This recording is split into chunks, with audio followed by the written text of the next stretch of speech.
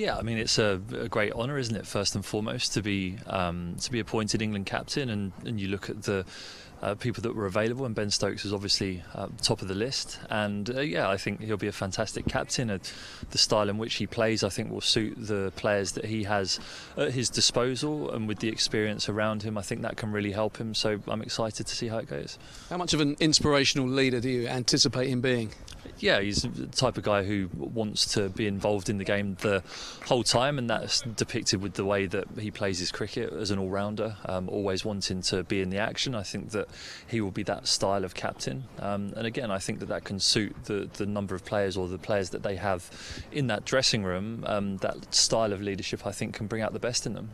You were there in Cape Town for that extraordinary innings at 258, his best, and numerous other feats with the ball as well. When he's in that kind of mood, just how good is he?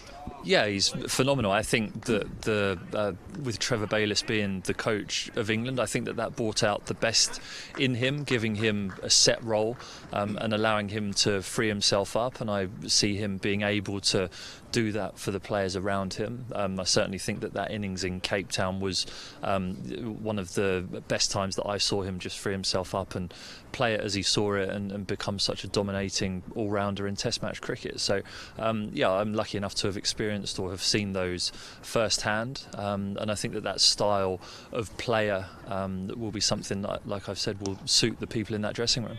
I guess one of the concerns with him doing the job is the fact that he's an all-rounder. He's got to put himself on to bowl, take himself off bowling, which he doesn't always find easy. And at the workload, he took a break for his mental health last summer. This is a big job, captaining your country on a permanent basis.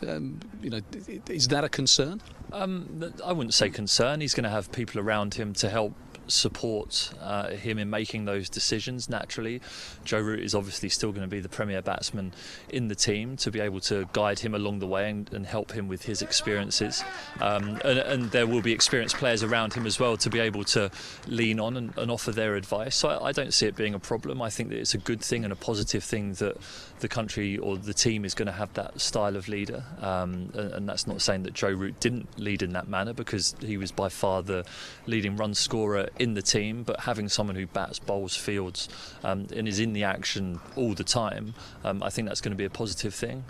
Yeah, people are going to have to manage the workload and the amount of overs that he does bowl himself and stuff. But again, I think he's a fit lad, and he'll be capable.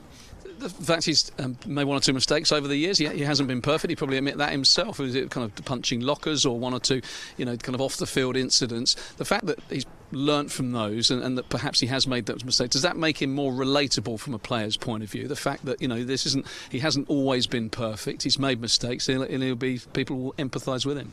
Yeah, certainly. I think that you have to have empathy as a leader, whether that's a coach or whether that's a player, a captain, or whatever leadership role you take. You have to make yourself relatable to other people, and I do think that having come back from the troubles that he's had in the past, I think will give him a good perspective as a leader to be able to shape the way that he wants to run the team, and allow people again to free up and be themselves in there, and I think that those experiences will stand him in good stead when dealing with people, because also, as well as having to perform yourself as a captain, you have to be able to deal with and get the best out of other people, and a broad different varying life circumstances and things that have happened can give you that perspective, which again I think will be a good thing for his leadership.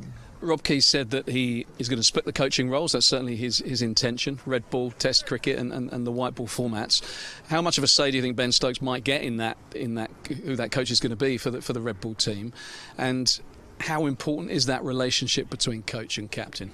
Yeah, huge. You look at the great partnerships that we've had as a nation, probably most notably Flower and Strauss in 2009 to 2012, and the relationship that they had definitely forged the path that the team wanted to go on, and the captain and the coach have to get on, otherwise it can end famously bad, as we've seen on a number of occasions. So I think it's probably quite notable the fact that Ben Stokes was appointed first before the coach has been appointed, so I'd imagine that he will have a say to some degree who the coach is and how they go about appointing that. So it's paramount that those guys get on.